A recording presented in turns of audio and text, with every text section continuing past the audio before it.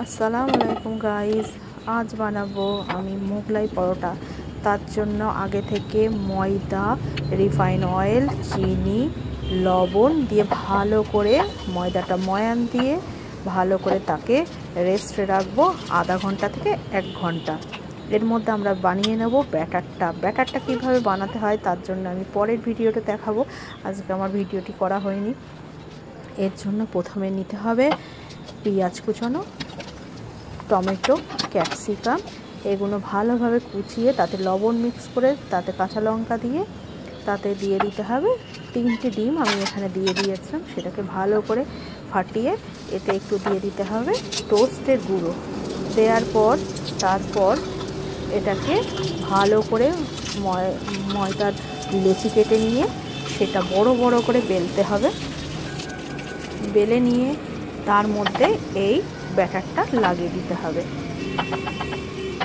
আমার ব্যাটারটা একটু পাতলা হয়ে গেছে যেহেতু টোস্টের গুঁড়োটা আমার কম ছিল। ভালো করে মেখে নিয়ে তারপর গ্যাস ওভেনে একটি বড় ফ্রাই প্যান দিয়ে তাতে ভালো করে অয়েলটা গরম করে নিয়ে তাতে এপিট ওপিট দিয়ে ভালো করে ভেজে নিতে হবে।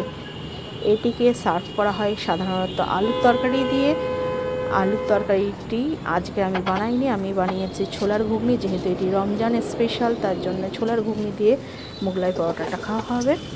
এর জন্য আমরা ভালো করে মোগলাই পরোটাটা ভেজে নিচ্ছি। ভেজে নেওয়ার পর আমি দেখাবো কেমন ক্রিস্পি হলো এবং এটাকে গরম গরম সার্ভ করতে হবে ঘুগনির সাথে বা আলুর তরকারির সাথে। তারপর খেয়ে বলবে কেমন হলো।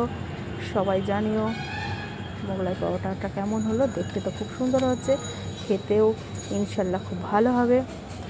পরের ভিডিওতে সবাই লাইক, কমেন্ট এবং শেয়ার করে দিও। টাটা, বাই বাই, খোদা হাফেজ।